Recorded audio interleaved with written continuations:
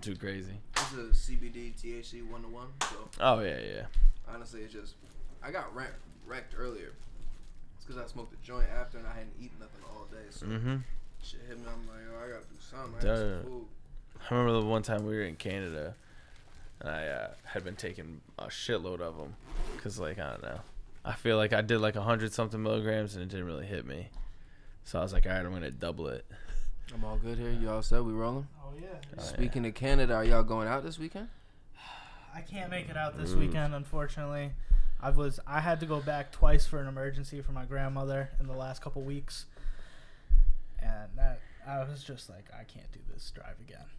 For a little Can't bit. make it. From here to Canada, it's not bad, but when you're with like your parents and they're not as young as you, where you can just drill it, pee in a bottle while you're driving. Stop. You know what I mean? There's too many bathrooms along the thruway for that, but I understand what you're saying. I feel like every time you stop on that thruway, it takes 10 minutes. Like, it doesn't matter if you're just getting gas. It depends who you're traveling with. Yeah, that's true.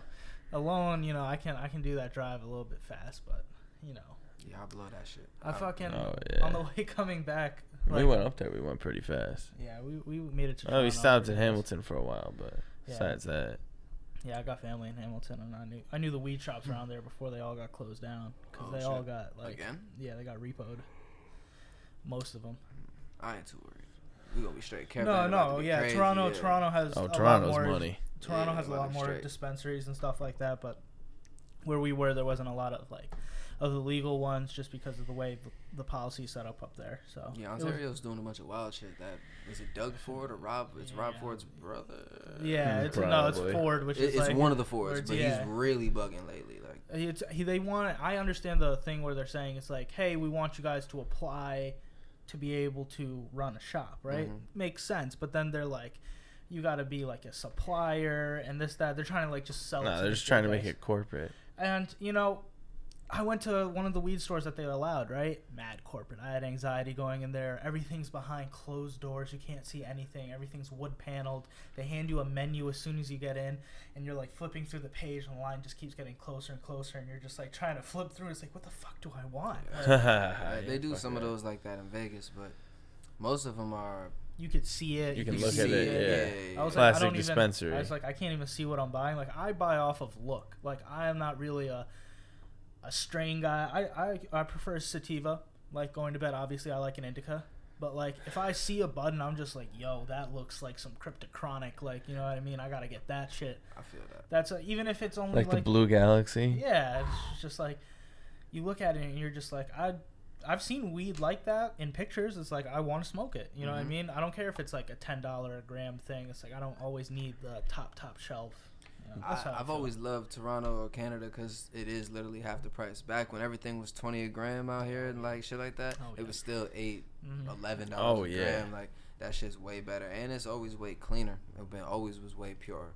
That's how I feel, and it just seems fresh. It is. You know what I mean? Isn't bad either. It's way closer to organic than absolutely. What we would call parking lot pots. You know what I'm saying? Yeah, that's for sure. We get a lot of crappy shit that we just smoke, and it's always heavy indica. What I do like about the dispensaries is you can choose this has CBD, this is all sativa, this is that. Yeah, they tell you the THC percent on it. They tell you everything about it. And I like honest THC percents because people were I remember saying to my friend, it was yeah, it was 18, 19%. He's like, man, that's low. I could get 30%. I was like, that's what everybody thinks. They can get 30%. You can at the dispensaries. Right, but it's some of these things where the people rate them independently, these labs have been proven to take bribes and stuff like that. Yeah. So it's you can take it at face value, you know what I mean, with a grain of salt type thing. Dude, I would say too, I feel like I've definitely had weed that said it's 19% that slaps the fuck out of something that says 24%. I don't think that always matters. It's like McDonald's saying. Exactly. So it's really just about the high. That's the thing about weed. It's independent variables within yourself, within your day. How much you smoke. How much you smoke, how often you been. It's just all types of shit. So honestly, there might just be a little component in that certain strain that slap the fuck out of you different than something that, Yeah, but the come up there is when you use the app Weed Maps. If you want to give us a sponsor, it's no problem. I appreciate that. But the tablecloth. Yeah, but they have Weed Maps, so it's individual dealers and associations will make their thing, and that's where you can order off of. Bro, they had too good of a deal, and I got too scared because it's I was only there for 18 hours type thing, and I was coming across. Bro, it was like you buy a quarter for 50 Canadian dollars or something like that, and you get an eighth free. What is that American, like $30? You have to do $30? But you got family with us. You just stash it with somebody. But I'm just like me. I was like, my family's kind of iffy. I don't want to put them in that because they're just. But like, I was just like, I can't smoke 10.5 grams between tonight and tomorrow morning. Yeah, no way. You know what I mean? Like, we used to be able to. I don't know about you when you were a child, but like, I mean, I that was a child. When I was my younger days. You know, when you were smoking, when you were coming up through high school, I think I smoked less. Like, I could smoke a lot, but no, we definitely smoke way more now. When I became like an adult, like of age and shit like that, I started smoking more and more and more because I think your free time goes up for me anyway. Yeah. Not that I had like a sheltered childhood by any means, but I just be chilling. So like, I wasn't smoking around my parents like that in high school or at all in high school. So just the nature of my time was spent differently. When I went to school and it's just, man, we might as well get high. What the fuck? Why not? Like, do homework. Nah, I'm gonna write a paper. Not high. Nah, I ain't going down like that. So me, it ain't gonna flow right. I actually just started smoking flower again, like about a little over a year ago now, in a similar situation. I'm in Vegas and my homie's out there for the day, not for the day, for one more day, and he didn't smoke none of this eighth he had, and it was coming off of me having the worst sick drunk night ever. Like, I was out drinking in Vegas downtown, and it was like 105 at night, and it was nasty. I drank like half a bottle of tequila, 24-ounce Pacifico. There it was you just go. not a bad mix. Great things. Damn, a 24-ounce 105 motherfucking degrees at night, and my stomach was boiling. Like, threw up out of 2 Ubers.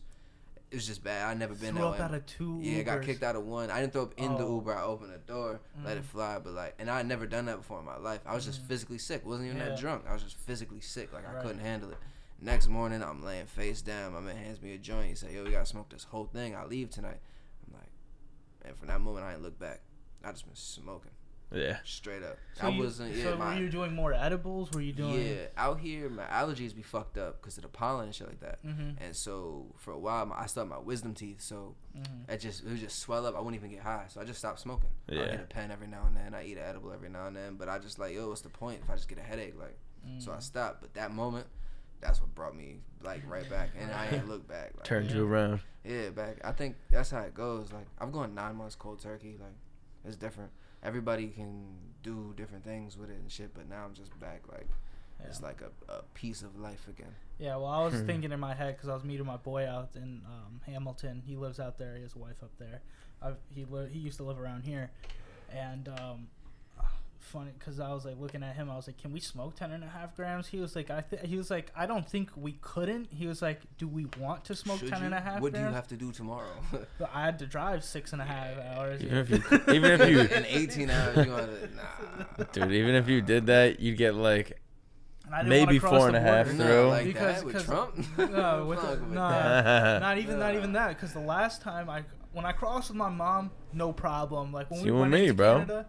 Bro, when going into Canada, the easy experience I've ever had. Literally 10 seconds. Mom pulls up to the border, hands it, because she has a green card. She's a Canadian citizen. I'm an American citizen. Hand them my passport. And they looked at us. He was like, "We're going to visit family." Handed us back, and we were across the border. Coming back, it was mad easy. There was this fucking guy who obviously doesn't want to be a Border Patrol agent because he's like cracking jokes and shit. And I'm just like, I was like, I should have brought a whole fucking ounce for this guy. No, you even fuck with that. I won't even allow you to put like shit like that, because you know the one time a motherfucker do something stupid, like there's terrible stories, bro. They'll jam you up for like just like last time you were saying an ashtray. Jam you up for that. Like, last time you were saying they were jamming you up at the border, right? They've done crazy shit on both. No, actually, I have not had bad experiences with the American. Going into Canada, they don't give a shit. No, going into Canada was my first couple times was breezy as hell. It was lovely. It was no problem. I was like, wow, this is great. I don't know what everybody makes a fuss about. Then I came differently. Like, normally it was just either me, myself, or I had a Canadian citizen with me coming back from school, you know. The one time it changed, I'm with my homie Shane here, local lover boy, and my homie Pierre and my homie Bob. And just, so it's like I got a Jamaican guy with me, a Haitian guy with me, and then 2 long-haired white guys. They was not fucking with us. I don't really know what they saw or something like that, but they went through phones, and they had like an inclination to go into the phones for some reason. I don't know what was said or like what we ever said to someone like in the previous hours or something like that, but they like knew. They're like, leave your phones in the car. Pulled us all out of the car, put the dogs in the car, put the dogs on us, lined us up, went through everything, unraveling clothes, like everything, just like going crazy. And that shit was, it was generally for like an hour and a half. Like, I hate to hear that stuff, because it's just like, because me and my friend Mohammed were talking about this. He was like, bro, I've never gone to take a trip to Canada without bringing weed with me. Like, he's like, I cross it with it in my pocket, because he was like, they usually take you out of the car, because he's gonna stop going into Canada twice. But when he gets out of the car, he has it in his pocket, because he was like, if they put the dog in the car. Yeah, but if they put the dog on you. No, that's what they were saying. But though it seems like there's a procedure where they don't. They take it. They like if you're like. There's like a schedule, like there's like operational. So they're just like, all right, we don't really suspect anything. Let's just check him for like the quota's sake. Like, let's just say, because we don't know if there's a quota. But they just went in like when we went in. Like, you know, I think they just took us out of the car, put us in for there. other things besides drugs. To be honest with you, I think because we they think also about look it that for way. like food and shit like that, because they don't want you contaminating shit. Like, you can't bring food into. Yeah, I think they also probably look for like sniff for like bombs or weapons or shit like that. I think there's multiple. Other people in the car, you know what I mean? Like, cause people be sneaking people around, I guess, but they do wild shit. Then the last time it was like that when I went like a year ago, we came in the middle of the night, and it's me and another long haired white guy, and then like 2 black girls and then a light skinned black dude, and I just knew it's like 1 a.m. I know that they're gonna we're the only people at the border. Do you know which border you go across? This one was the Niagara Falls one. Okay, that's the one I always go across. I've been at all of them, Lewiston, Buffalo. I've been all of the 3. The one we got. Yeah, we fucked up and went to the wrong one. Not the wrong one. I always just go across Niagara just because I feel like it's the easiest thing to go across. I think it is more fluent for some reason. I know the Canadian border is a little bit more fluent. The United States border looks like a fucking 1970 traffic, like a fucking traffic stop. Yeah. I'm just like, yo, clean it up. Yeah. We're going into like. What are you doing? I should feel like I'm walking into fucking Japan type shit. Like, I should just. It's like a difference. But the last time they just put the dogs through and they started looking through stuff and they found like a pack of raw papers, and the guy's like, if we find anything now, like that, I'm like, bro, do you really think I'm bringing shit? Like, I think I've said this to you last time. Yeah. It's half price over here. I'm not bringing weed here. It's cheaper here. I'm not doing it. It's just stupid. But that one time was OD. Like, they were like on us. Like, that shit was crazy. They really thought some shit was gonna happen. Yeah, like it was. They had. He's like feeling through the sides of my hat. Like, it was OD. Like, it was crazy. It was way too much. It was beyond. They must have had word about a deal coming through. So you gotta go back up there in a couple days. You got an event going up there, right? Yeah, fuck all the bullshit. It's gonna be smooth travels. I'm gonna be fine. Fuck all that. But yeah, we got what we call the modern minerals pop up. We did like a tour last year, a couple different cities: DC, Toronto, Pittsburgh. We did Albany and Troy. But yeah, we doing a big pop up there, and then this after party was sponsored by 1800 this time, tequila. So shit! We're gonna get right, you know what I mean? That's it. That shit's gonna be Don't cool. Don't mix Pacifico. Now I'm not gonna do any of that. Toronto shouldn't be as hot, so I got my own stories. They definitely don't have 24s of Pacifico out there. They definitely do. Oh, they do in Toronto? They got Modelo for sure. Yeah. Yeah. They got Modelo. They got other good shit. The beer store is dope.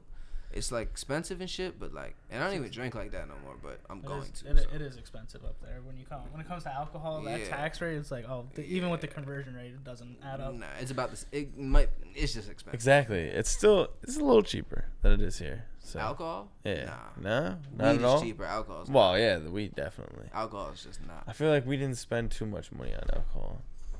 Maybe you didn't drink that much. Maybe. Yeah. But nah, this shit gonna be good. We got the sponsorship. We're gonna sell a lot of clothes. Cultivated Co. Right, talk about that. We didn't get to that last time. You have a couple clothing companies, right? Yeah, I do a lot of affiliated with and you work on, right? Yeah, Cultivated is probably my main thing. That's something that was started in Toronto by my people who I work with out there, and I've been just getting down and down further and further, and trying to bring new things to it. We just finished a collab on our first female piece with a brand called Your Narrative. It's from Pittsburgh, but it's gonna be cool. It's like a t-shirt dress for the ladies, so that shit's gonna be cool. I'm working on a lot of shit, but yeah, we gonna sell a lot of clothes. We got new designs coming. I'm working on a bag collab with a company called Revelry from California. I'm trying to do a lot of things. You know what I mean? I actually just saw Rob at Camp 225. I'm working on some stuff. Played at Rob. Rob. Yeah, I'm trying to put a little collab together with him too. Okay. I got some work with a pizza shop locally that I'm excited about doing a little merch for. Is it your guy? It's my guy. Yeah. We got the hot pepper oil spilling everywhere. That sandwich you put up, bro. I couldn't even believe it. I was like, I had to go to that place. What place is this? Savannah's on North Lake in Albany. Oh shit! Okay. Honestly, the best pizza place out here. Yeah. Straight up. This sandwich he had was like with peppers and like would look like goat cheese. Next level. Cheese it was mozzarella, fresh shave. That's fresh what it looked like. Yeah. Come on. Yeah. If you want an Italian sandwich, you must go there. And it's about the bread. That's what it's really about. It's about the bread. If the bread isn't good, fuck your sandwich. Oh yeah, fuck that. And they make their own bread. They grow their own fucking basil. So all that scare that was going on, people getting sick from basil out here from some bullshit. You ain't gotta worry about none of that. You can get the pesto and be fine. You know what I'm saying? The pesto's good. It's clean and it's green. Very clean. It's very nice. You know what I mean? Yeah, that's dope. I love that. That's what I need. I need some good pesto. I love pesto supporting in my life. the local food places around here, especially people who can do it well. Because this is the thing I like.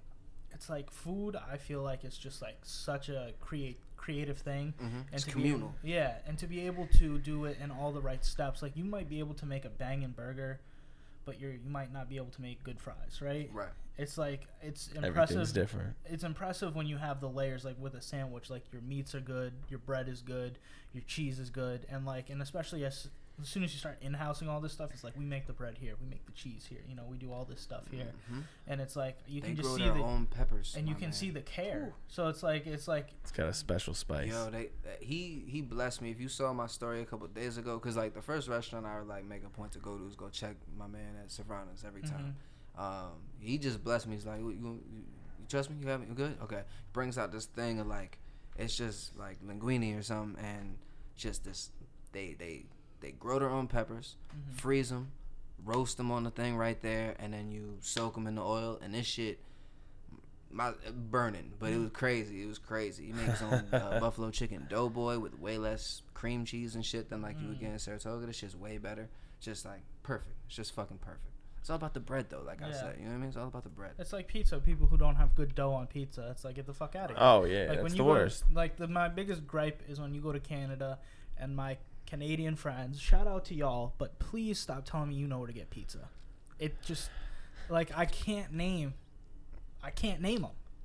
I'm sure there are a couple places in Toronto. There are a couple places in I've seen Toronto. Some shit. I've seen Instagrams that look like, yo, looks like some good pie. The looks be deceiving though. It looks good. Because I've seen good pies. Like my aunt, great pizza around the corner. Comes to the door. You open it up. I'm like, you don't like the bread? It looks fire, and then you pick up the dough, and you're just like, well, this is about 6 pounds of dough. You know, from the top down, it looks great. I need to see the bottom, like where I need to see the I need to see the crisp. I need to see, you know what I mean? Like it could look good from the top. To me, a pie has got to be. I like it thinner. You gotta have a little crisp on the bottom. You know what I mean? But it's still gotta be soft. The dough itself has gotta be soft.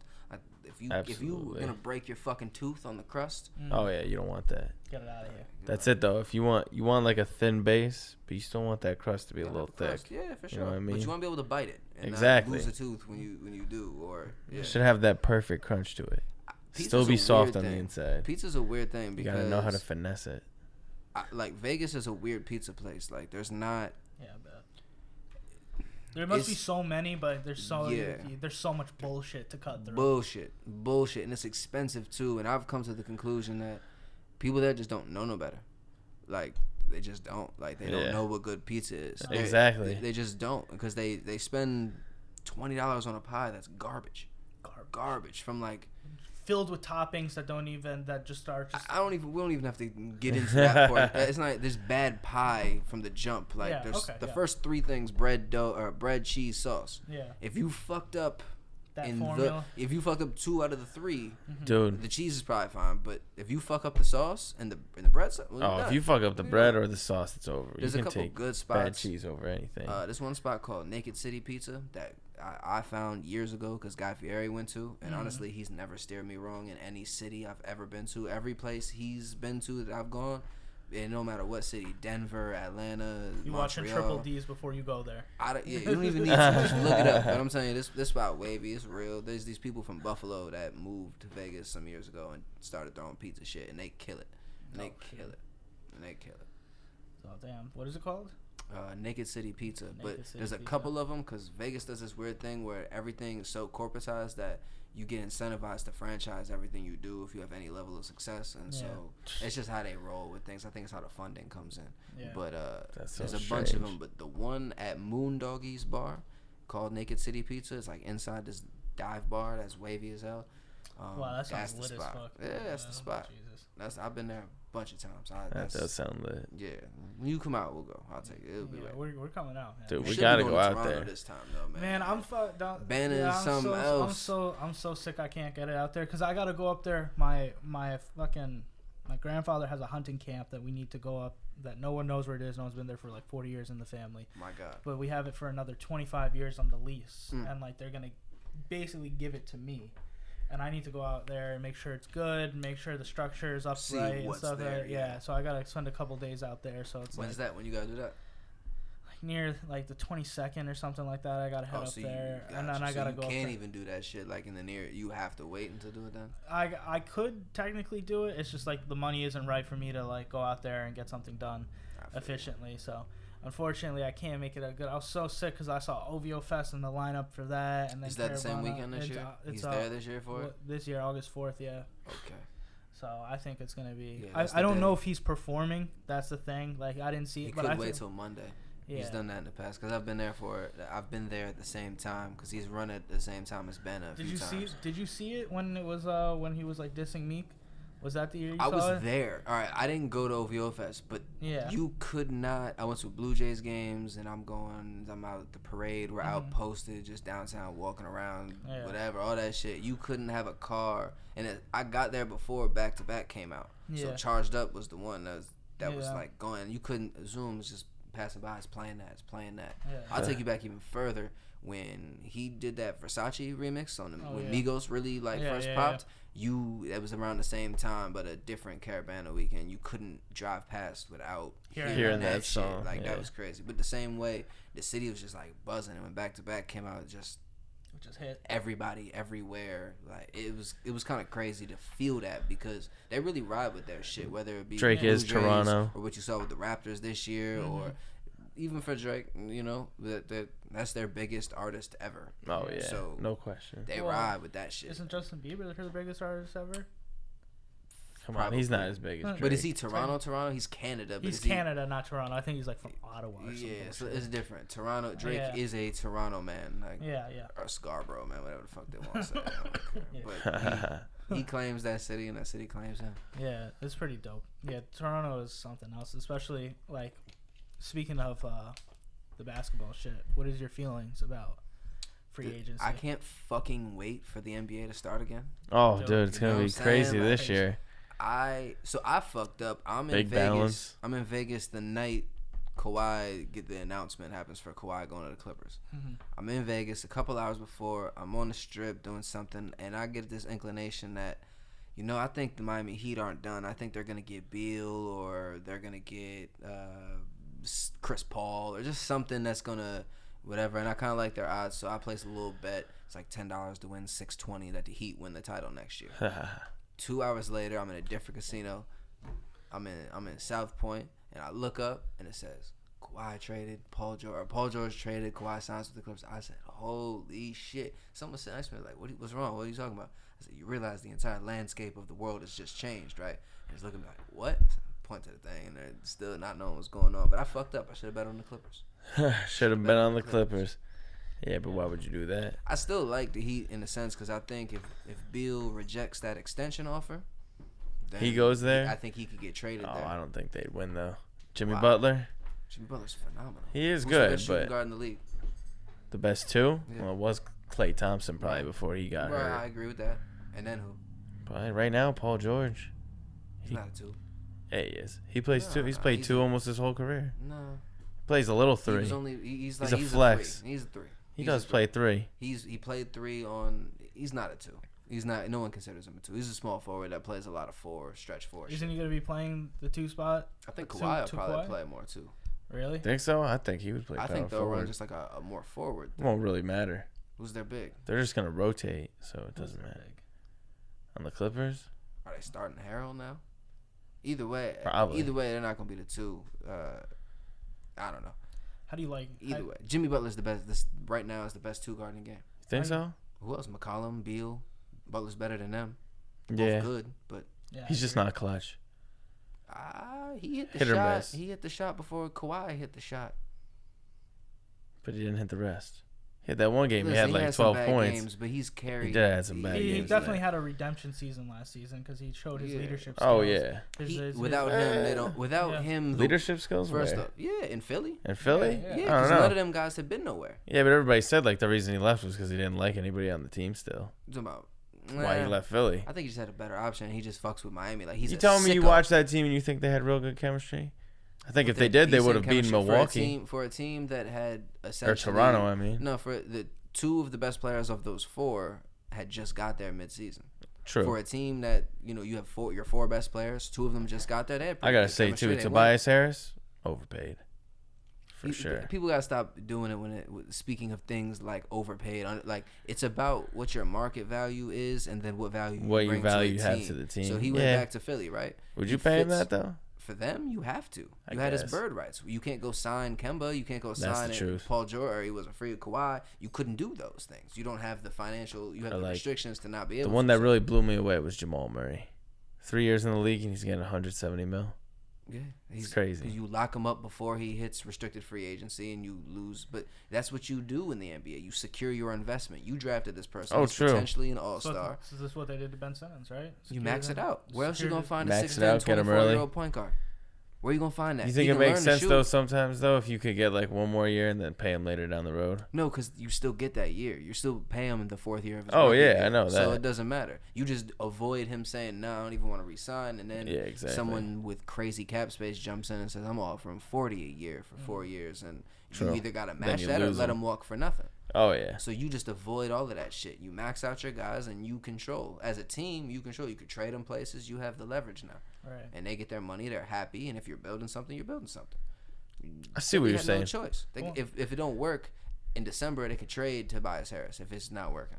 Actually, no, they could trade him whenever because they had his bird or whatever. But let's say Horford's not working there no more. Come December after that, just trade him. After that recently signed restriction is over, you can trade him. No, I know. I know that wasn't the same situation, but you got what you got. So you could trade him, but I just think some dudes are getting more money than they are worth. People are just getting stuck knowing this is the only guy we have a chance to get, so we got to pay him more. That's what worth is about. I guess worth isn't a finite. Mm-hmm. You could say, I think you can compare like if you look at last year, the Lakers signed Rondo for like 1 year, $9 million. Yeah. You could say, maybe he's not worth making that right now. You could have put that money with other people. But they needed a point guard. But they kind of. That's just what the market demanded. Yeah, so you can compare. Let's say if both teams have cap space and they're trying to sign the same level of free agents, you could say I feel like at first when the Lakers signed Danny Green, that was the first signing that happened after Kawhi went to the Clippers. Yeah, they gave him $15 a year. I was like, that's what you're spending that cap space on? Oh, yeah. And I like Danny Green a lot, but I'm like... He's not that good. And I good. said at that time, you could literally pay Avery Bradley $5 million to do the same thing. Yeah. And then they got not Avery as good Bradley. of a shooter, but you're saving $10 million. You could go sign Boogie. You could go... And they did eventually sign Boogie. I thought he was... Well, it's almost something like that, too. How is Avery Bradley worth less than Danny Green? Because he had one bad year? 6'7". Avery Bradley's older. Avery Bradley is 6'3", 6'4". And how old is Danny Green? Danny Green's like 36. He's like 30. No, 36. Avery Bradley's like 35 or something like that, and Danny Green's like is he that 30, old? 31. How's Avery Bradley that old? Because he was one of the last guys left on the Celtics from the Big Three. Oh, I know. And he was young with them, so he was the young guy with Ray Allen and them guys. No, Rondo was the young guy. Yeah, he came up a little bit after that. Avery Bradley that. was one of the guys. Avery Bradley came in more like Danny when 33. Yeah. How old is? See how Avery Bradley is. He's probably 35. But again, 4 inches is 4 inches. Well, he came up though, like when that big three was falling apart. No, right before they traded was the everybody. last player left from when they still had the big three. Oh yeah, That's no, I what know, because he was there like their last season when Rondo tore his ACL and all that shit. No, they drafted him. He was there for a minute, I think. Let me look up Avery. 28. Yeah, 28. Yeah. Everybody Yeah, they was only did draft 28. him. Yeah. What? His first season with them was 2012. I'm too deep in the 2K leagues. He's mad 2011. old in the games I'm playing. Yeah. 2010 NBA draft. Oh, 2010. Holy shit, that was that long ago. Yeah.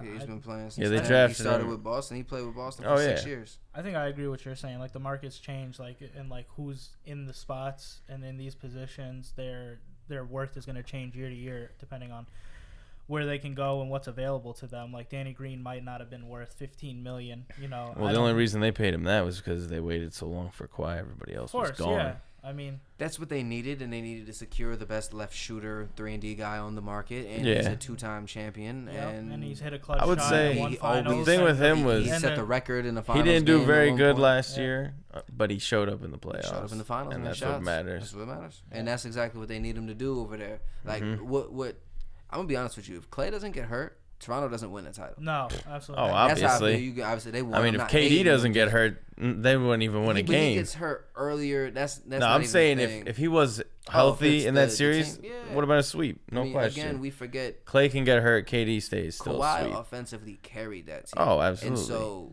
where Danny Green, Everybody else stepped up and did their that's roles. why Van Vliet looked so good on that team because he was one of the only guys stepping up and creating his own shit. Oh, yeah, kicking exactly. and dishing and Finally, moving Kyle around. Lowry showed He up in stepped that up game. for sure. He had but that daddy energy, you know. that team wasn't full. That team didn't have a bunch of breakdown scorers. No, Get not at your all. own shot guys. Danny Green doesn't do that. They got one He superstar. looks bad. Yeah. He looks worse on a team like that doesn't have a Tony Parker, Manu Ginobili guys slipping around shit. So on the Lakers, you got LeBron, you got AD, you got other playmaking type dudes. It's just different. You think they'll win next year? I think the Clippers are probably the best team. Yeah, I think so too. Man, I still think the Nuggets will beat the Lakers. I think Toronto was crazy. Just because they got the chemistry, they love got the youth. I love. I love Nuggets. them a lot That's why too. it's gonna be so crazy. I think they'll just win because chemistry means a lot. Houston actually. They got the shooting. Like What that's the about- one what thing about too. Nola? No one's talking about Nola. Yeah, That's- here's the No, thing though. fuck The only that. person that's ever played for Nobody is has JJ Redick experience. and Drew and- Holiday. Yeah. And None of so those kids have they're proved gonna themselves to be fun. good. If they stay healthy, they could be very competitive. But you've got 10 teams. They'll in be the better West than the that's ahead of them. Suns. Oh yeah, no. Yeah, but the Suns are kind of. If you look at their roster now, I know they're not gonna win shit because they're just Nobody on that won team can play anything. defense. Nah, Ayton plays defense. The guys Yeah, play defense. Kind but of. The big, not the guards. Most they no, but no, they got motherfucking the wing from Oubre. Oubre plays defense. Yeah. But anyway, they positionally their roster makes sense. They got like fours. Oh, that are yeah. shooters. That They're are always fun to watch, Saric even and though they Frank lose a Kaminsky. lot. And Yeah. I think they ended up getting. I don't know, but they got. Yeah, Aiden, them getting they got Sarge was Booker. big. They're gonna play a good style of basketball and it fits what they're trying to do, but they're not gonna win shit. Timberwolves still won't make it happen. Timberwolves. They got unless decent they get players Chris all Paul around, somehow, but even still, that's not gonna do it. Because like whatever you give up for them, yeah, those teams are kind of on the outside. The Kings are supposed to get better, and they were. The Kings are young Portland's still, but good. Clippers good. I could San see the Antonio's King- gonna be good. the Dallas Kings gonna be literally good. could have made the playoffs last year, but then they just faded away Dallas at is the gonna end. be real good. Dallas gonna be good. I still don't think they'll be that Joakim good. Novich and I don't think Porzingis? Porzingis is that They got nice. Joakim Noah. what's What'd you his say? name? No. Who are you talking about? You said No, Joakim. Joakim no, Noah it's is- Novich. Sorry, I got all these Polish names. Novich? Oh, you talking about Doncic? You Doncic. talking about Doncic. Doncic? Yeah. Jesus Luka. just went through a fucking They got him and Porzingis, who like. Eastern European. Right You gonna there. see if he's healthy, but they're supposed to be competitive. They were competitive last Yeah, year. I still don't think they'll make the playoffs in the West though. Utah is way too nice. Utah's nice. But that's The what I'm Spurs saying. are still What gonna I'm make saying it. is there's Yeah. 10 You know what I mean? teams ahead Yeah. of New Orleans and Phoenix and Absolutely. Minnesota that are legitimate. No question. Dallas legitimately can make the Yeah. playoffs. Knicks. Kings legitimately. Kings What could about those too. Knicks though? They're not making. They're the not playoffs. gonna Anyone do who thinks shit. they're not gonna win. They're more still gonna than be a bottom 26 six team. games. Bottom 26 six team. tops. That's what you're putting on in 26 games. Tops. Wow. Tops. I could see that. Tops. Wow. They're not good. No. RJ I Barrett's don't- gonna. And I average think they're 13 gonna points. they're gonna That's do what what they either. did last year and tank. I'm putting a hot take. RJ Barrett's gonna average like 13 points. Oh, Knox is still gonna be the best player. Well, Julius Randle will probably be the He's best like- player on the team. Probably. I don't know. Knox was shitting in the summer league. Do you think they do this on purpose, or do you think it's like out of their control because of bad management? They can't do anything. What? The Knicks actually had a good offseason. Yeah. They had a good draft. They got Randall. They had a good offseason. They got Randall. They got. Yeah. But it's all how many forwards can you have though? Doesn't matter. You're gonna put Nicolita and 4 forwards. They're not trying to win. Still small ball. But when are they going to try and win? They're set up. They're set up. When they can get an all-star to sign with them, that's when. But they don't even necessarily like. You need an all-star to win. They're set up to trade for one. Julius Randle's a short-term deal with the money match up. Bobby Portis is the same type of thing. They have contracts that match up so that you can. Who you train for though? Someone always becomes available. I mean, yeah. If Bradley Beal does not sign that extension, Bradley Beal's not going to bring that team to a championship. But Bradley Beal makes it attractive for the next guy to come. Yeah, that's what I'm saying. There's things you can piece together and still have cap room to do what you got to do. I just don't think they'll. I don't think they'll pull it off. No, I think they have a young squad, but I think it's exactly right. They're trying to. He's going to be going after this year though. He's got 1 year left. They got his bird rights because it's his rookie contract. Yeah, but everybody says they probably won't re-sign him because they don't want to pay him. Well, then they'll trade him during the year as part of a deal with Bobby Portis and maybe go get, you never know, somebody pop up that's doing well. Maybe they get fucking Wiggins and somehow Wiggins turns his career around. He's only 23. He's only 23. I thought whoa, dude, you wouldn't believe it, but since he got drafted, I think he's 25 now. No, I know for a fact he's way younger than that. Nah, dude, since he's gotten drafted, he's the 11th highest scoring player in the NBA. Is that right? Yeah. He's got 400 less points in his career than Kawhi Leonard. He was born in 95. How old does that make him? That makes 24. Him 24. I was born in 95. Yeah. He'll be 25 though when the season starts, right? Or no? Nah. No, he just. Oh yeah, okay. But no, he's 24 and he's 6'8" and he's. I mean, dude, he averages like 19 a game his whole career. He's hard. Until last year, he'd only missed 1 game in his whole career. He missed like 7 last year. But I would say what kills him is he can't really shoot threes. No. Like his field goal percentage is good, but his effective field goal percentage is hardly any different. He's not an efficient player. Exactly. No, I understand. But he's got a chance to be good. Exactly. He has the talent. He can take it to the hoop. He's athletic as shit. The people clowning them for giving him the money they gave him, what else were you going to do when he's 22 years old? Nobody wants to You can't replace the value and you can't replace the potential. And anyone who's clowning the Sixers for giving Ben Someone Simmons should train for Towns, bro. That's what should really happen. That's probably but they wouldn't get rid of him, you know what I mean? I don't know. It'll probably happen at some point because they're just going to waste his fucking career. Exactly. Well, that's what's happening to him now. I feel like he didn't improve really at all this year because... That'll blow up. They stuck. They're bad. Oh, yeah. Jimmy Butler took his soul, and he was just like, damn. I don't even think it's really like that. I think people make way too much of that. Of that whole situation? I don't know, man. Right, so he went in there, schooled him with the backups, and then was like, y'all fucking need me. If I was a player on that team and that happened to me, I'd be shook. That would fuck me up. But that shit's soft, and that's the reason at y'all. I think that's what most of the NBA is, though. It's pretty soft now. That's the problem. Yes, but not for the reasons everybody thinks. The reasons are... You get these guys who have been treated as superstars for a huge amount of time, and we don't. Mark Cuban said some shit a while ago. This generation is just different. We don't teach youth basketball players the right way. Like, and they all just make these little. They just watch highlights. Like, I help coach basketball here, and these kids just watch highlight tapes. It's YouTube. And so they live for those moves, but they don't see the fluidity of passing, and they don't see. Oh, this guy was moved from here to here, and they passed this way around, and that's what got this man the isolation that let him do that move that you loved. They don't see that shit, and so, what was the bigger point I was trying to make? I totally forgot. Lost my shit. Who were we talking about? Mark Cuban had made a point. Oh yeah, we don't teach them shit like that. They can't shoot like that. What were we talking about? Andrew Wiggins. Yeah, we started with this. But yeah, they don't. Overseas, they teach you how to shoot. They teach you form. They teach you things like that. And some people do it here, and that's where you get the really polished players. That's where you teach like more basics. But we have a thing where it's all potential based, and so you have just guys that have been coddled, and there are a lot of guys that aren't that cool, but have been treated as like, yo, they're so cool because they're just popular because they're good at basketball. I think a lot of these guys are just strange people. Yeah. Younger generation, just a different group of people. For sure. But people just I guess they're our age. Shit. Yeah. People just don't see things, and part of why Jimmy Butler fits in with Miami and forced that to happen is because Pat Riley's a sicko, just like him. Yeah. Oh yeah, they're intense. Like if you look up the interviews with Dion Waiters talking about the workouts that he went through when he got there. Yeah. What D Wade learned when he went there, like. Oh yeah, Pat Riley doesn't fuck around. They've been competitive as fuck with subpar rosters for the last 3 or 4 years, and it's because their commitment to how they work. Right. And that's why he wanted to go there. Dude, I think they would have done a lot better this year if they didn't get cursed by those Miami Vice jerseys. Those things are the waviest things. Oh, I know. Absolutely. What they get cursed by? Dude, they lost like their first 10 games with that floor or some shit. About no damn jersey. It's just that team was bad. Like, it just wasn't it. They're going to bust a move, though. They got the contract. Oh, yeah. So I still am confident. What do you think should happen? And this is they got rid of Whiteside. That helps. Take. I want to know your opinion. If the Thunder get knocked out in the first round of the playoffs. The Thunder aren't making the playoffs, bro. Where are you been? No. Excuse me. Sorry. The Rockets.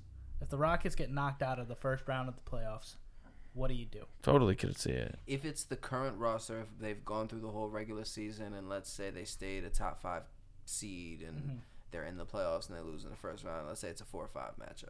That's probably what it'll be. You've kept the same thing. You're never getting rid of Harden. He's arguably the best player in the You're game. Obviously firing the coach, right? I guess it's dependent upon they won't win with D'Antoni. How you play. They want to win with D'Antoni, but it's probably tough for him to keep his job after that. But no question. What you do, if it's still the same roster, you have to look at what pieces you have, and Capella probably gets flipped. I don't know who the fuck else they have under contract. But I don't know, man. They tried flipping Capella all summer, and nobody would bite. He's getting too much money. Did you like that? Did you like that trade with Chris Paul and Russell Westbrook? Yeah, because what could you do? This is you're spending the same money, but you got way better. Russell Westbrook is a better. Oh yeah, and he fits better. It's just better for the NBA. He's better than Chris Paul. He fits better. OKC got fucked. They're both declining. Big time. They got a haul of picks. They didn't get fucked. They have 9 new haul picks of from picks, 2 trades. Most of those people aren't gonna end up being shit though. You just had Russell Westbrook, who was looking like your franchise dude. Doesn't matter. You're nobodies. You just set yourself. You just went from the playoffs and you just stacked assets and you weren't gonna win. They busted a move. I mean, to most me, teams sit there. Most of those first round picks though are gonna be worthless. No, you're getting late first round picks because the Spurs, the Rockets first round picks aren't worthless. Yeah, but the Thunder ain't the Spurs. Spurs are good at that. I think they can the snake Thunder people. have been. It's like the Celtics. They're good at snaking those late people. Right. The NBA is bad at scouting overall. Oh yeah. They take guys that in they bad can't spots. gauge how people are gonna become. They just look at more what they are now. I think is their problem. They get too hooked on what they can do for them now than what this player can grow into in the next 4 years. Here's where the NBA sucks. They don't do well at player development. There's only a good couple of things. Exactly. The Spurs have good player development. The Celtics had very good player development. Toronto now has a good player development system. I think Philly has a good player development Brooklyn system. For sure. They actually acquired most of those guys but they still got them all to play together. Although that's more the coach. That's coaching and just certain players you have. But Dinwiddie was a Van Gundy guy in Detroit. Oh yeah. He kind of was yo, this guy can play, and that he just worked his way through. Yeah, but that's really it. The Warriors have good player development. Oh, absolutely. They brought up that guy McKinney, who honestly he was 26 as a rookie. He wasn't supposed to be there, but has the intent, the size, 3-and-D. I think a lot of that too comes from just Clay Curry and those dudes being around. It affords you the ability. But they drafted Clay Curry. Oh no, of course. Well, that's just Jerry West being a genius. That wasn't even him. I think. No, that was when he came in there. Either way, they developed those guys. Yeah, they did it, and. Even though they went and got Livingston, they went and they moved. They got Looney. They drafted Iguodala was the biggest thing they did was because they got Monte Ellis out of there and they brought in Andre Iguodala. I just feel bad for Boogie Cousins for him going from. He's gonna ball this year. He might be a fucking all-star on a fucking minimum deal, and I'm so hilarious. Excited for him to get to play with. I just don't understand how nobody would want to pay him at least $10 million. It's come on. I don't give a fuck about his attitude, any of that. There's some weird shit going on where they were purposefully trying to devalue him. Oh yeah. Well, he got teams literally just don't like his attitude. He fired his agent right before he signed this Lakers deal. Wasn't he supposed to before he signed to the Warriors, he was supposed to get 50, 60 mil from a team or something, and he took a vet's minimum to join. No, this is how this blew happens. his Achilles, and nobody approached approached him, really. Yeah, this is how his free agency thing happened. Like a week before the regular season ended or something like that, he tears his Achilles in New Orleans. After averaging best numbers of his career, they were almost in the playoffs. No, they made the playoffs. They made the playoffs, but yeah, they didn't have beat him anymore. Portland in like the first round. Everybody was like, "Wow." No, they did. They almost beat Portland or something, but they definitely didn't because Portland got over that hump. Because Cousins was hurt, they didn't advance. New Orleans did not win the series for sure, even if they made it. Either way, I think 2 weeks after he tore his Achilles, they offered him 2 years, $20 million a year. He said, "No, my plan was to go to free agency all along." You know, they didn't offer him again. No team offered him a max deal. He was gonna make a max contract from somebody before the Achilles. He said, "No, I'm going to free agency." Pelicans didn't offer him again. He had 2 offers for that $5 million. It was Boston and Golden State. And I think he looked at the roster. Like they lost McGee. They don't have a dominant center. There's gonna be a role for me to play. We could have a lineup with 5 all-stars here. So he made that decision as opposed to Boston. I don't think he liked the culture. Kyrie, whatever was going on over there, wasn't healthy. He said the Warriors were just the first ones to call him. But there were 2 offers. Oh yeah, there were 2 offers. And but like after the offers were made, the Warriors like called him to be like, "Let's do this." I think the Warriors. And he was like, because they called him, he was like, "All right, I'm in." Boston might not have had. I'm happy he didn't go to Boston because it just wouldn't have been worth it. And this time wouldn't have helped that situation at all. I just feel bad he lost out on that money. Mm-hmm. You know? But he's got a chance to get a big deal after this. He's nasty. And he's where he's supposed to be to make that happen. Yeah. And he would have gone back to Golden State for this money, but it's just the waiting period. They busted moves and they traded Damian Jones and they traded guys and kind of had their center spot full now. So they didn't need. I think they're rolling with Looney. Looney's their guy. I think did they just get Alex Len? Yeah, they got Alex Len too from that. No, he's all right. No. They got Spellman, which is weird. They gave up Damian Jones for Spellman. I mean, they're gonna have cap space for now, but who? Once the Warriors, they have no cap space. Yeah, so they're gonna lose Draymond Green after this year. Rights. They don't have to lose him.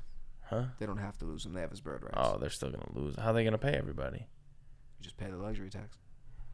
Yeah, but they've been paying the luxury tax every year. But they didn't keep. You just don't know it.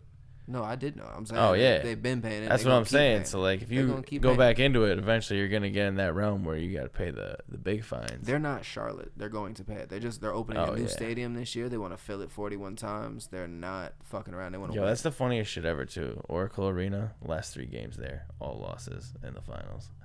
That's sad. That's hilarious. Oh my god, wow. What a way to go out. No, like 2 of the best players in the world get hurt during your finals, during the end of what your perceived dynasty. One snaps his Achilles. You can see it on fucking. Bro, I don't know what he was thinking going out there. That medical staff is. That to me, I think in his. I think in his head he wanted to help his team, but at the same time, I give him so many gangster points for like saying like, because his agent's probably yelling at him, saying don't go out there. Oh yeah, you're risking a mass. Right, but he's still risking it. No, like, you know what I mean? He shouldn't have played. Right. No, he's losing a whole year of his prime. I give him a gangster points for that. You know, I think that helped his image a little bit with this, like, leaving Thunder. No, I don't think it saved him because at the end of the day, you went to the team that beat you. Like, I get it. No issue with that. I kind of do. It's like, I kind of like the situation, like him and Russell Westbrook's relationship. I'm not trying to read into drama or anything like that. If he told Russ that he was staying and the next day announced that he was going to Golden State, that's foul. That's the only thing. No, he wasn't staying there. Apparently that's a story that came out. If that's true, that's foul. But if not, like, and the only reason don't want to play with Russ. And the only reason that story grew legs is because Kevin Durant called Stephen A. Smith during a commercial break and said your sources are wrong. And then Stephen A. Smith finds out that it wasn't dinner that they had; it was lunch or something. That's the part of the story and that's what I'm saying. Like, Kevin Durant is that guy who puts legs on a story. Like, I would have just blown that over as just some Stephen A. Smith source stuff, but then Kevin Durant had to go and call he'd be talking Stephen A. Smith, and it's like, well, that story kind of sounds a little bit more legit. You said you were staying, you got on a plane, Golden State convinced you in the Hamptons to move. You know, I don't care. Like, at the end of the day, honestly, basketball wise, it was the right decision. Probably, yeah, for him. Oh yeah, I mean, I agree. City, you think the Warriors? I wanted to say this before. I feel like Oklahoma City is the most incompetent organization, other than the Chicago Bulls and the Knicks, maybe, because they fucked up the bag. They drafted all these guys, and the first move that no one talks about is they traded Jeff Green and something for Kendrick Perkins. Needed a center. No, they didn't. Collins was old, man. He couldn't get it done. Fuck him. That's not what Kendrick Perkins, I think, was a big reason they made it to that finals. No, absolutely. A big reason they lost. What do you mean? He was like number 2 defensive center in the league, though. That's what they needed, though. Was they didn't defense. Need to pay. So you talk about overvaluing something? Oh, they yeah. paid him $15 million a year to not they're be able idiots. to score points. Oh, That's yeah. what I'm saying. And He's never scored points, though. When he was on the Celtics, he didn't. Better with the way the NBA was going. Jeff Green lined up better. No, they got rid of him because he had heart surgery. That's what it all was. No. That was the whole reason they got rid of him. No, because it wouldn't have been a centerpiece if Boston knew he had heart problems. No, because Boston was trying to collapse that team. They were getting rid of everybody. Because that was after the big three left. Though, you know what I mean? They were breaking up the big three. That was ending. But they got a piece back that was a younger piece for a guy they knew isn't worth dick. They got him and someone else. Either way, for that Kendrick was a Perkins. dumbass fucking trade. So now you were log jammed while you had all these 3 MVPs on rookie deals and a young Ibaka and a bunch of other young players. You gave $15 million to a guy who can't get his own shot. They fucked up. When you could have had a dynamic wing who's been a very solid NBA player. But then you got no center. Boston, back then there were still centers in the league. There's you got to beat the Spurs, so you got to take out Tim Duncan. They did. You needed with a Adams defensive center. They didn't have him yet. Oh, they didn't have him yet. I remember, way, Ibaka took them from being a shitty defensive team. Mm-hmm. Him and Derek Fisher took them to being the number 1 defensive team in the league that year. Like, people remember him for the offense, but they forget that year and the year they lost that 3-1 lead to the Warriors. Best defensive teams in the league right there. They overvalued Kendrick Perkins. No, absolutely. And they didn't. But it's what you're talking about. They needed a center. Yeah, and they had to get what they could for him. They could have just where they fucked up was when James Harden go. Well, yeah, that's my because in hindsight you were like, now we got to pay KD down the road. So KD fucked him. They're being cheap, and they didn't understand. They should have seen the way they should have signed Harden and let KD walk. No, you sign all 3 of them. Can't afford it. Why? Because it was the way the league was structured. I mean, if they had known what happened, who beat them in the finals?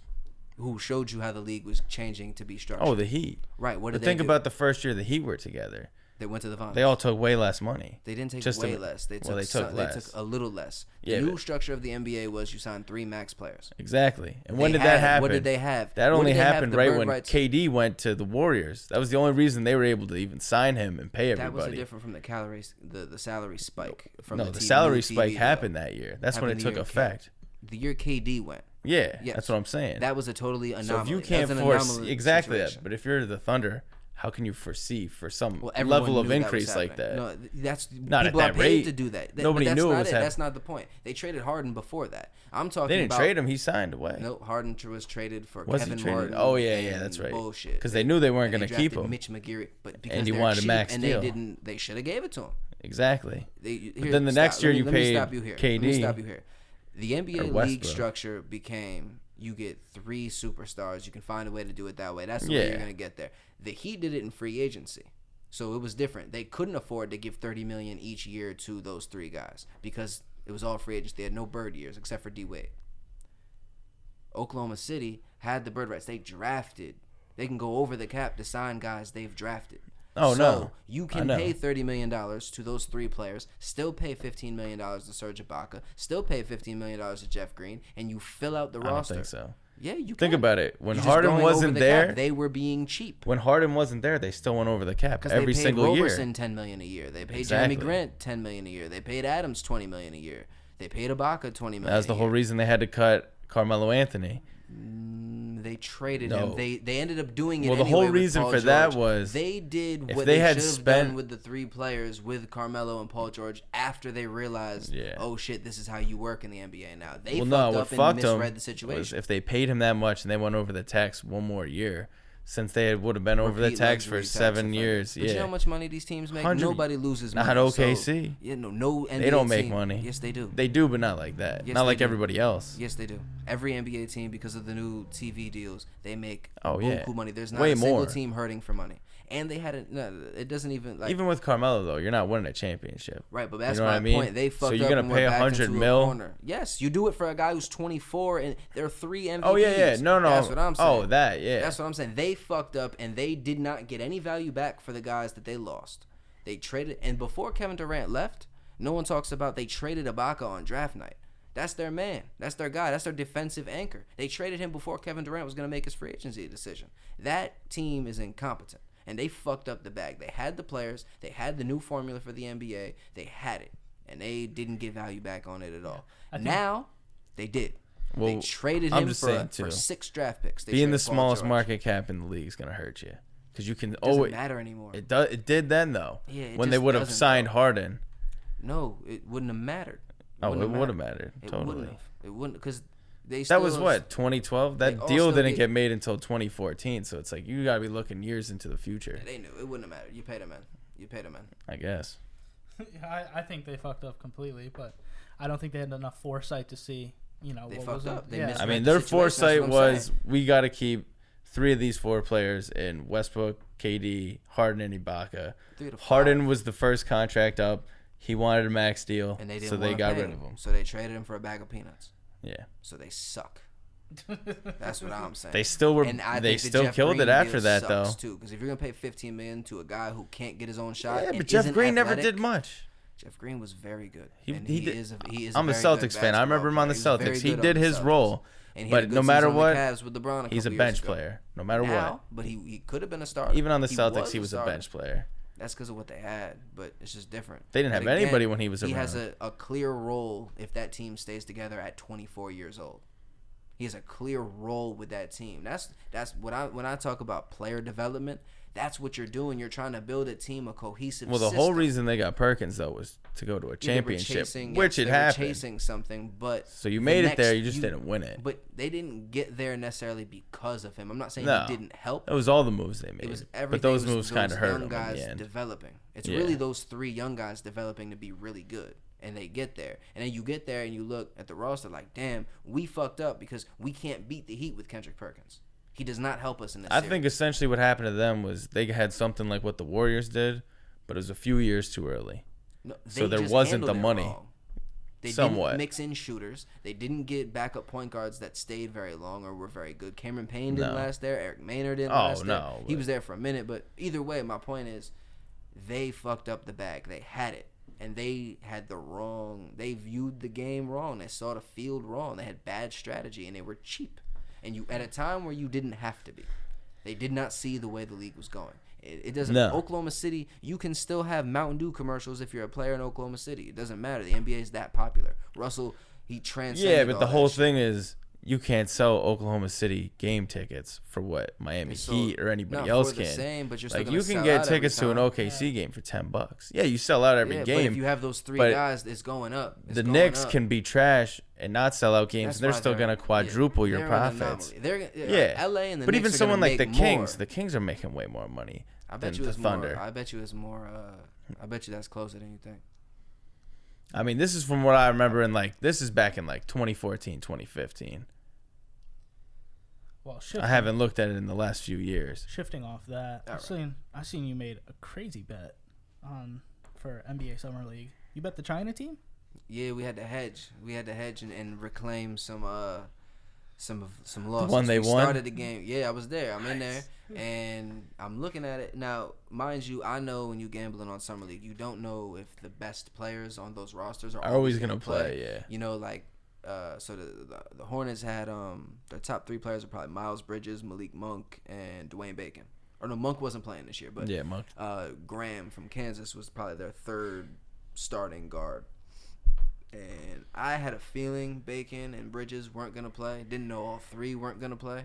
We took the Hornets giving 23 before the game. That was it, man. And I'm sitting there watching, and we're like, China's about to win. And I'm thinking to myself, well, the Hornets will probably win, but China's up 20. That's not going to last. So we kind of hedged out, and we just missed a money line that was crazy. We could have got them at, plus 600, plus 700, something like that. Oh, yeah. And it didn't get in quick enough, but we hedged, and we got China plus 8, and we got China money line at 300, so we still made money on that shit. Yeah, that's good. Were you betting on all those Summer League games you went to? Not all of them. You can't do that. Summer League is too hard to call. 10 games a day for 10 days. Yeah. Oh, so how much were those tickets you kept getting? Because you look like you had some prime ass. That shit was lit, I bet. Well, it's like general admission, so unless you're in that lower part. Yeah. So I only went a couple days. I ended up getting into a free ticket once or twice. Some people I went to school with were playing ball out there and shit, so we slid up in there. The tickets, it's $40 a day.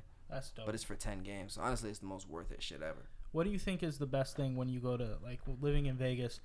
Do you feel the energy of, like, fight nights when it's there? Like, yeah, Mexican culture really fucks with boxing heavy, and Southwest there's just heavy Mexican culture there. So when there's a big Mexican fight, when there's just a fight, when Ruiz won, was it crazy in there? When was that? Well, I don't even Anthony remember. Joshua versus Andy Ruiz. That had to be like 2 months ago. That had to be I don't remember. Was that an MSG though? No, yeah, that was at MSG, but still, like, it's still the energy out there is big. Crazy. Yeah. Oh yeah. Vegas, when there's a fight in Vegas, you can feel the energy because people will be promoting it for weeks. Oh at a time, yeah, months sure. at a time even. They want to get as many people when the money's out there flowing. Like when Floyd fights, everybody's in Vegas.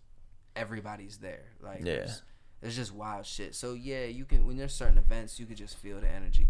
Right. Let's hope for that Floyd was on Pacquiao June. That was actually too. on June 1st. Damn. June 1st. Was out here? Feels Might like have been in that, New York yeah. actually, because I was running at Pittsburgh, and it might have been when I was out here. Oh yeah, well I can't imagine the Mexican culture in there, and then all the UFC fights that take out there. Yeah, it get live. Oh yeah, UFC's big out there now. Yeah. Do you pay attention to fights at all? Not totally, but I be aware. Oh okay. I don't love the UFC, to be honest. It's not. I'm not gruesome. I don't like Dana White. I don't like how he treats the fighters. They get held up. The way he was holding McGregor's contract was crazy. Yeah. Like, why do they let Greg Hardy fight? I want to know. I mean, that's controversial. I mean, but you can't. The way I try to look at people's past, like if you did something wrong, like for Greg Hardy's situation, domestic violence, and they don't prove it in a court of law, and then. Like, can you advance from that? It's because he's got lawyers and she does not. I mean, can you be the scumbag that did this, or can you evolve? Like, when are you allowed to evolve? That dude's a piece of shit through and through, no question. I don't know. There's no question he's an athletic fighter, and he's gonna in the heavyweight division. So what? Because he's an athlete, he should get a pass. No, I'm not saying he gets a pass. That's not what I'm saying. I'm saying when they need to throw when do we give someone a chance to be able to grow? Right? I understand. Not a good look from going from it's not like it was a long time ago. Domestic violence into the UFC. It was a couple years ago at this point. About 3. It was some years ago because he played on the Cowboys after the allegations started. And then had some problems there. Things got leaked. And got kicked off the team. Yeah, he's a psychopath. The pictures were bad. Like, I think when you see pictures of the shit, because like you don't really know what happened. You have to believe victims when the shit go down, but like. Right. You don't know anything about any crime that allegedly anyone's committed if you don't know, if you were not a part of that shit or seen it, you don't know. But when you just pictures and proof and it's like the stories get corroborated, like he threw on like a couch full of guns, like there's like a whole wild shit. And then when you're a private organization like UFC is, if you already like it's kind of different if like you play football or basketball. It is unionized and it is a thing. I understand that. But these are like private contracts, and like UFC owns McGregor. Like he has to pay to get out so he can go do other fights and shit like that. Absolutely. The UFC made a conscious decision to bring him in. To do business when someone like the NFL who almost always covers for people, but he was already in the NFL. Yeah, but they kind of pushed him out. Yeah, I'm after. not saying how they handled this correctly. No, what I'm saying is it's a different.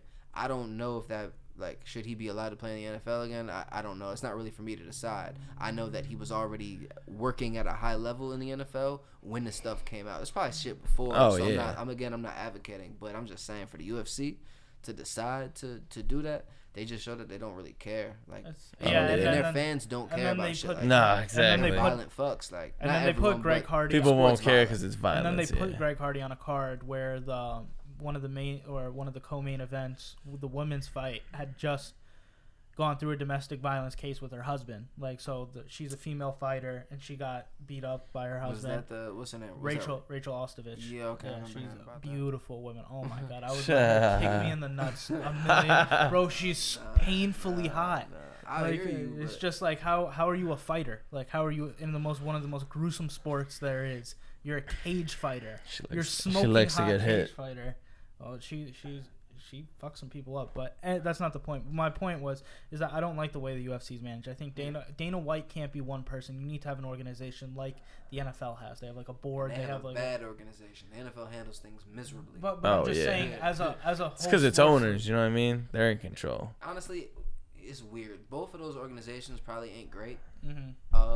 I think when you look at the best organization is the NBA. It absolutely is. It's definitely the best. It's player centric. Obviously, it's easier when you only have like 15 guys on a roster versus 53, which actually everybody's getting paid. UFC should be easier to deal with. But but they're not bringing in the money that the NBA is. That's the point. It's easier to maneuver. They're more expendable. Especially now, like and now that international shit, ESPN, NBA is getting ESPN deal is kind of funny because it's like it's on ESPN Plus. You got to pay $5 or $6 a month for ESPN UFC? Plus, just for UFC, just for ESPN Plus, and then you have to pay pay-per-view when they do their UFC 2. Ass, right? You put it behind a double paywall. So you have to have Plus. And then buy the pay-per-view? Like, I can't just buy the pay-per-view without Plus? Their UFC fight nights. No, you can't. That's the thing. That's the stupidest fucking thing I've ever heard. If you don't have Plus. So they screw you there. And on top of that... Yo, they're going to ruin streaming. And on top I can feel it coming. So it's like... Because they know cable's dead, and they're like, how are we going to get our money? They've already bought in with all the things. That's why YouTube TV is a thing. Netflix is ass now. Hulu is basically... It's all extensions. It's not even that Netflix is ass. It's because things like Disney and shit are taking back the rights to all their material. Like, soon no one's going to have any Marvel movies at all. Unless you go to Disney and you pay them correct. I mean... Because they want it all on their platform. Those brands probably should own their own streaming service. Exactly. But... It's not dumb of them. What I'm saying is, like... As I think what we have to understand now, I know they spend so much money on movies and shit that they like have to keep the value what it is. Yeah. But like when it comes to TV, like let's just say music, right? You don't sell music anymore. You stream it. No, you stream it. The market is just different. Content, it's different with movies again because there's so much budgetary stuff behind it. But like small stuff, you don't need these huge budgets to produce things anymore. Definitely not. For the most part. And it just kind of reflects like content is generally free now. I will say though, I think a problem with Netflix is oversaturation of their content. Like they got so much shit out there, you don't even know where to begin. Well, here's the thing. Like I go on there half the time and it's like walking into Hollywood video. Exactly. You're just like I don't know. You just go off of what people tell you. People don't understand also the dynamic of some of what happens at Netflix when they say Netflix original stuff. Some of these shows are made well in advance and then sold to Netflix, and they get to slap their title of Netflix original. They've taken over shows that what were is on it? Other Peaky Blinders. Too. Yeah. That was a BBC show. First I saw. Yeah, it happens. Yeah. They took it over. Yeah. But nothing against them. That's smart. That's actually good because that means there was a consumer demand. That means that like, people who watched the show were like, "Yo, we want that." There's a reason. And they wanted a little higher end quality. Yeah, like, and that's everybody got paid. Netflix has the ability that because it's not a cable channel, they have their own flexibility. They make their own decisions and shit as opposed to fitting. They can do whatever they want. What's gonna be the next big thing is like straight to Netflix movies. It's gonna be a thing where that is a thing. I know, but there's the bigger one. So they tried it with Bright, right, with Will Smith. It did all right, but the next thing is. But I just think that's because it was not a good movie, and it didn't look good. It's not a good movie, correct? But the thing they're gonna try and do is make good movies for Netflix. So you have to pay for Netflix, and then you pay like $3 to see that movie when it comes out. Oh, that's whack. I'm telling you, they're gonna start doing Netflix been failing. Like they spent their so much. Their new subscription rate, like it keeps going up. Their subscriptions are down as of late. Yeah, so that's what I'm saying. New subscribers. They're hard. It's declining, it's and their prices are acquire. going up. Yeah, and so whenever that shit starts to happen, you're gonna fuck up. They've spent so much money acquiring, like paying people to do exclusive things.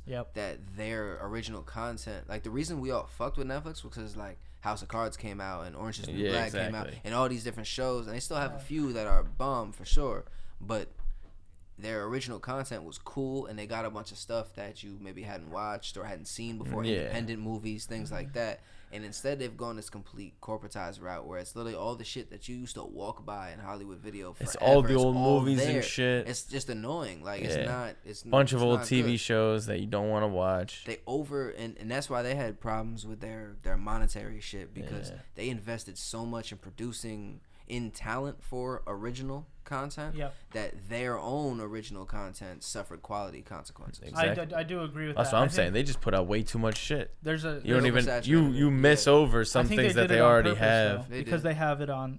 If you look at YouTube, they got it on lock. Completely oversaturated, right?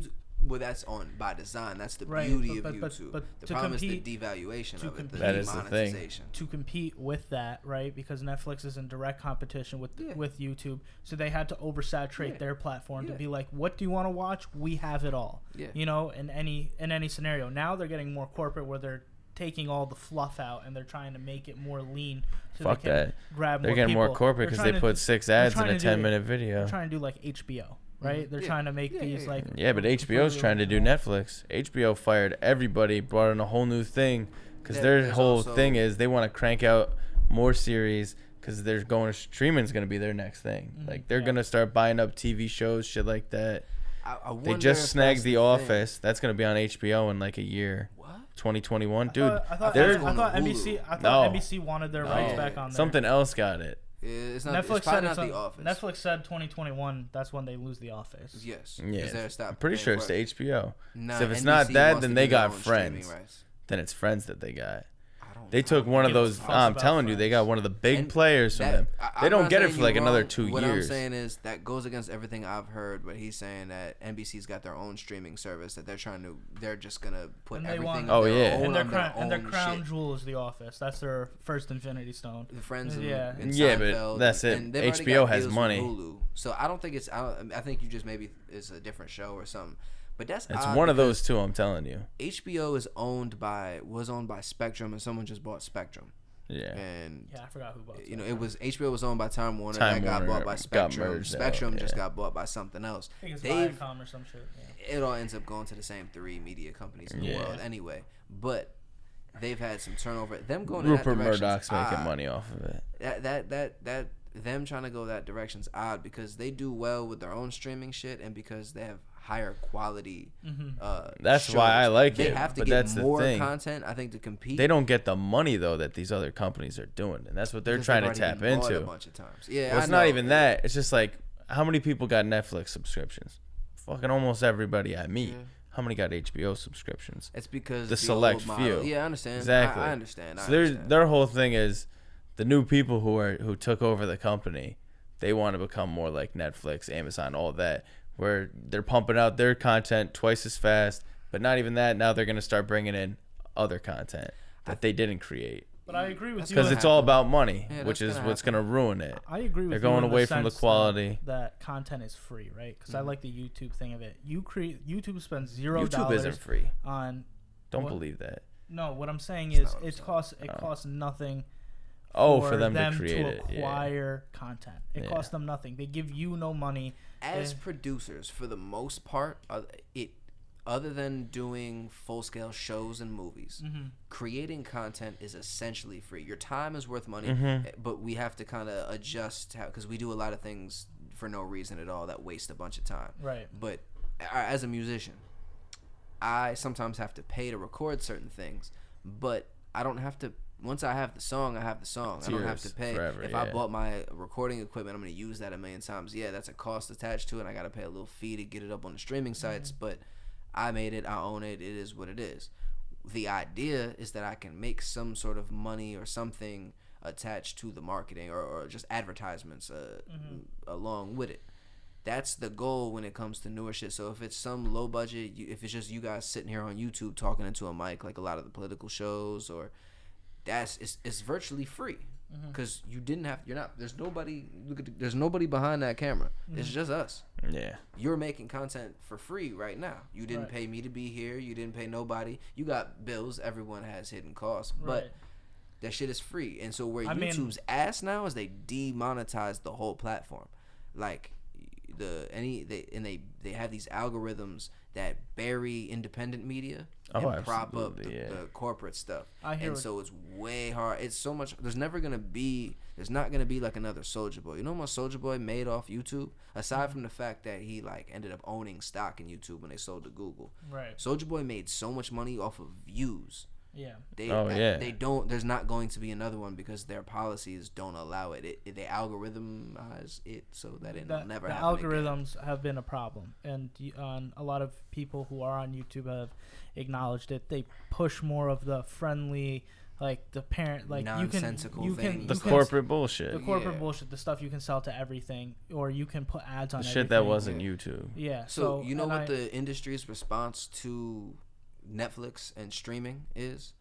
We're just gonna infiltrate the whole thing, and they make it so they have to do business with us, and we'll just figure out. We'll dictate the market as we go. We'll have to adjust a little bit to become more current, but we're gonna make it so just like NBC, you're still gonna have to buy cable or give us money to watch our shit. Oh yeah, exactly. It's not.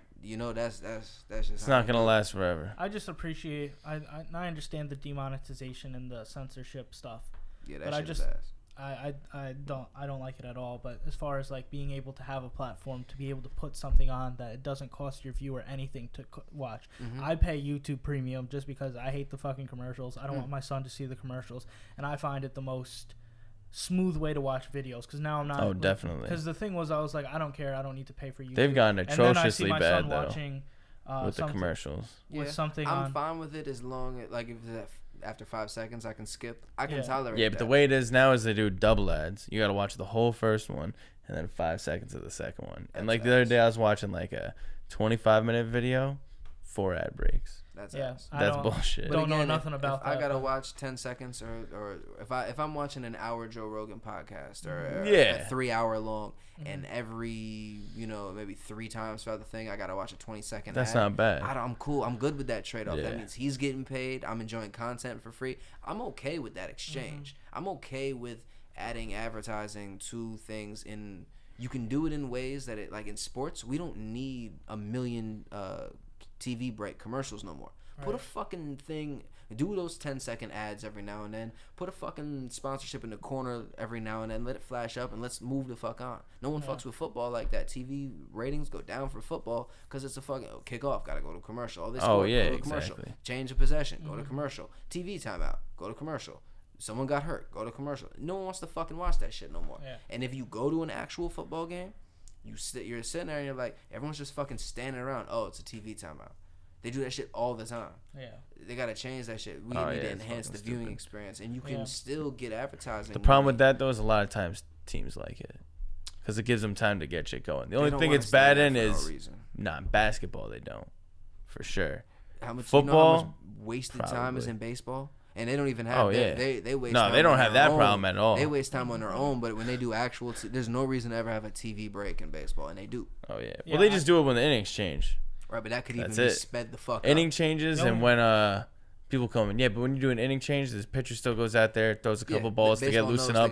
Everybody goes out in the field. They throw the ball around a few times. Speed it up. We got to move it along here. Yeah, but something like that's not really. Those 2 minutes isn't going to save you when it's like a 4-hour game. But they do. They add up. If a 4-hour game could be 3 hours and 20 minutes, baseball's doing better. I guess. But it ain't 40 minutes. You're I'm not watching a whole baseball game. I think I've watched maybe 10 whole baseball games. Most people won't, but because of things like this, they haven't figured out ways to. Baseball is good too because when you go to the game, every time when all that shit's going on, they get shit lively in those stadiums. I feel like they don't do the same. Basketball does. I don't feel like football does. They probably try to, but it's just, it's different. It's a different. That's what I would figure. It's a different type of thing. Hockey also like. They kind of try it, but it's not the same vibe. Like a baseball game especially, it's just got that vibe. It's going to be VR soon. You're just going to put on some goggles. You're going to be front row. I don't like any of that shit. Yeah, you don't like it, but it's coming, whether you like it or not. Yeah. I think it's like the advertisement needs to change. I agree with you because the commercial breaks are definitely annoying because, oh my God, when I got the YouTube TV for the NBA Finals, because of course you can't, even though you have an ABC subscription, or I have an ABC thing because I have Time Warner Cable, but I can't watch it through the streaming service online, I have to get YouTube TV for a week free trial and then pay 40. Yeah, that was bullshit, man. That's stupid. If you couldn't cable, stream you're it. supposed to be able to get that. That's it. Normally, I can always stream ABC games, but I couldn't. YouTube must have gave ABC so much cash to make. Oh, definitely. They were like, you can't stream it online. You gotta go through YouTube TV. That's big and I'm facts. just like, whoa. That's big facts. And that's the thing that's asked, but at the same time, it's like, I enjoy, like, when you were saying the how we view content, like, especially for music, it's like now we stream it. Is that necessarily worse or better? Because, like, it doesn't cost you necessarily to put music up on SoundCloud, on Spotify, on iTunes now. These are huge platforms where you can just go. There's a minimal cost associated with getting your shit on the streaming services. And that's what I'm saying. And I think that's a great thing, because it's like the real talent will go to the top instead of now people looking at you from afar being like, he's the talent, we got to put money behind them, when it's like, you might not even be talented. You know, we'd like to think that that's exactly how it goes. But, I know it's not exactly how it goes all the time, but like, you know what I mean? I agree with you. Yeah, I agree with that theory. Yeah, like it should, the opportunities are there. You don't need to be in LA or Atlanta or New York anymore. You can be in Oklahoma City and get on. Like, yeah, but you don't want to be.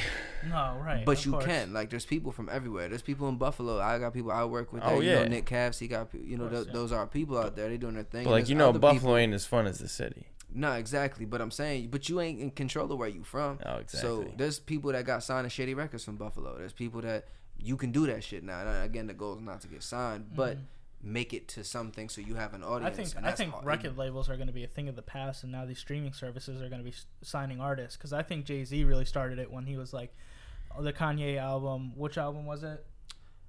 T-Lop. T-Lop, yeah. I think when he was like, you can only get it on Tidal. For like the first 3 weeks. It was bullshit. And then they signed up. I think that a lot more artists are going to start doing that. But they had to get some money back for that. Yeah. But he made a lot of money. They did that with that 444. Beyonce's Lemonade. Well, they had it early. The 444 shit was genius because he sold 1 million before the shit was even out because of the Samsung thing. If you that wasn't 444. That was Magna Carta. Magna Carta, Holy Grail. Yeah. But that was genius. Even still, that was smart as hell. It'll be available. Because that was a mediocre ass album. You get it first on this. And so Samsung, that's good. Yeah. That's how artists are supposed to make marketing. their money. Yeah. That's good. That's why I like Tidal in that respect. I also like the option of hi-fi music, but what I don't like is they don't let the everyman put up their stuff. You can't put up a podcast on Tidal. You can't put your music on Tidal unless you're signed.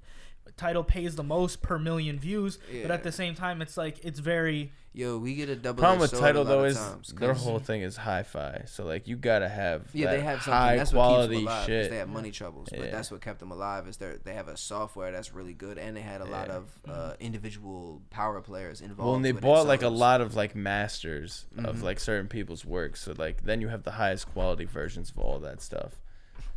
Well, yo, that's the double-edged sword that we get because the rich just want to get richer. You know what I'm saying? So they gonna keep it that way. Like they're just gonna figure out how to get you to spend your money. Yeah, it's not even that. I'm talking about in terms of business from an artistic standpoint, from an artist standpoint. And then in terms of the viewership, like we're at a place in music where we lack gatekeepers in a lot of ways because like anybody can get on. Like you can list a bunch of artists that are gonna crash, that are gonna rise up, crash and burn in the same year. We've been doing that cycle for a long time, whether it's like Tekashi or it could be anybody that's bubbling up. That's really just music right that's now. Been going on as long as music's been but around. As an artist, you look at it like, yo, it's so oversaturated. Anybody could be there. So if you could be making the best music and no one knows who you are. Half the time, man, too. Like it ain't you about the music. You almost feel like the people who aren't that good are the ones that pop somehow. And that shit always has gonna be in a certain sense. Like it's just you get gatekeepers that keep the gate closed. Yeah. You get corporations. I think a lot of it's record labels. They'd rather get the one good hit. Yes, and throw you away. And just throw you away rather than try to build you. So they pay the gatekeepers to make it exclusive. And so it's hard to get into that point where you like establish. And that's why the record labels ain't going nowhere because the cosigns. Like if you just look at rap and shit, because that's the only thing where it even makes sense. There's not a million, rock and roll. There are, but like no one, I don't know.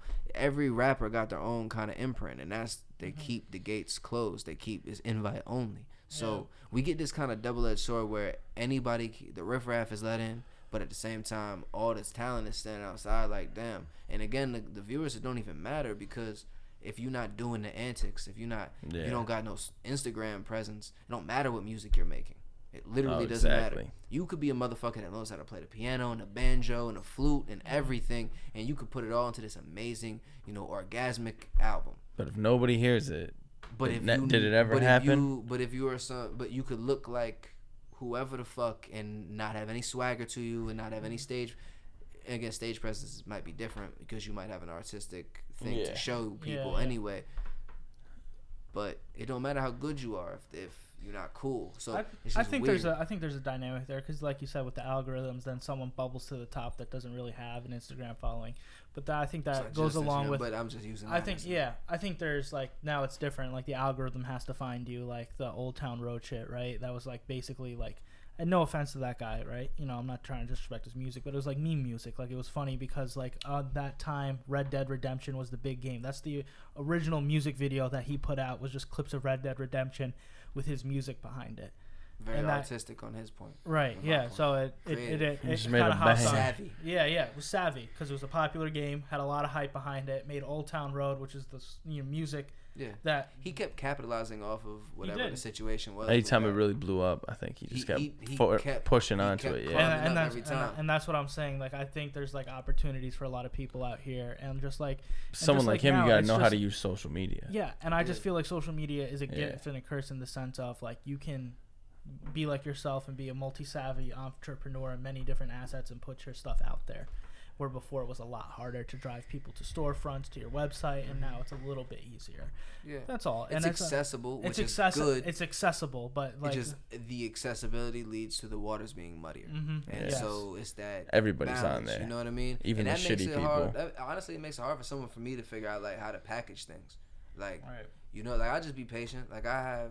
You know the people I work with. Like I got mad shit in the can. I got a bunch of videos done. I got a bunch of songs. Do you want to shout out some stuff right now? Because we're about to wrap up. Dude, I know you gonna wait and see what's gonna happen. That's what I'm getting ready to say. You don't got any music we can go check out? You don't got some new stuff dropping soon? I will. When you'll see very soon, people should where to follow Wauta on Tidal.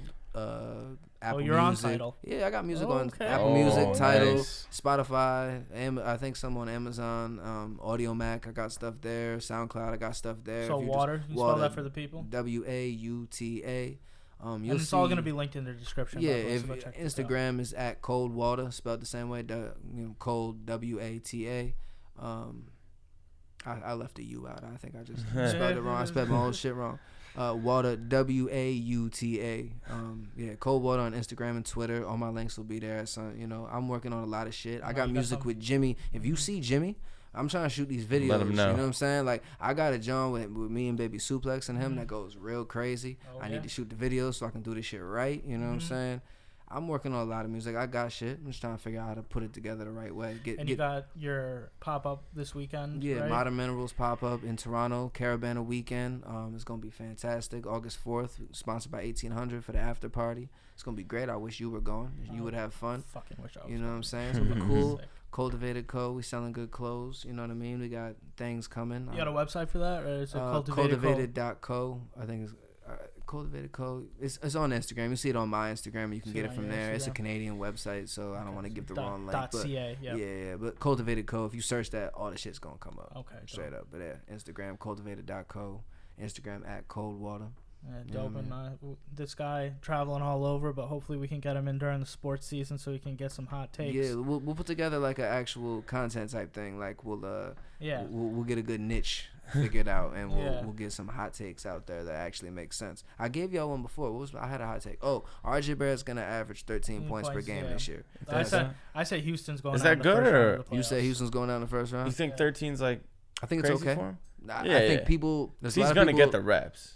He's going to get shots. Yeah. But there's a lot of other guards that are going to take the pressure off him. Tryer's going to shoot. Knox going to shoot. So I think he's going to average like 13 a game. And it's kind of going to be, let's see what he does the next season. Knicks aren't winning more than 26 games. Who do you think will have a breakout season? In the NBA? Yeah. Like, just have a real good season who you might not be thinking of. No one's thinking about Nickeil Alexander-Walker, whatever, the rookie guard for New Orleans. I saw him playing Summer League. Him and Jackson Hayes are going to be phenomenal. That duo is going to be phenomenal. I tell you myself, I really think for some reason Mike Conley's going to take a shit and Utah. I think he's gonna kill it. He's gonna take a shit. That's what that means. Killing it is taking a shit. Oh yeah, I like take a shit on everybody else. What about football? Who you got a hot take for football, real quick? I know we didn't even touch on that. We could talk about that. Yo, everyone, we're in New York, so people think like the Giants are they're over under win total 6. People think they're gonna win more than that. Hell no. Fucking mod. They're out there fucking mind. Like take Giants that under are any win day. 4 games, I think. Oh, so that's my hot take. Giants win like 4 games. They got no receivers, no offensive line. Got a good running back, but that ain't gonna win you. That doesn't win you shit anymore. It don't matter. And yeah, Eli's exactly. that much older. They're gonna clamor for the rookie to start playing, and he ain't gonna be ready. Well, the whole thing they said was if their playoff contention runs out, they'll put the rookie in, which it's like that's gonna be over in about week 7. I think the Pats lose the most games they have in the last 5 years, but they still go to the playoffs. They got a baby cake schedule, kind of. There's a lot of shit. I think. But we can get to that next time. Yeah, we'll get in deep with that. We'll get in deep. Cold Water, at Cold Water on Instagram and Twitter. I got a lot of music coming out. I got a lot of clothes that I'm working on. You can find me anywhere. Bow. Thank you, people. See you next time. Take it easy. Peace.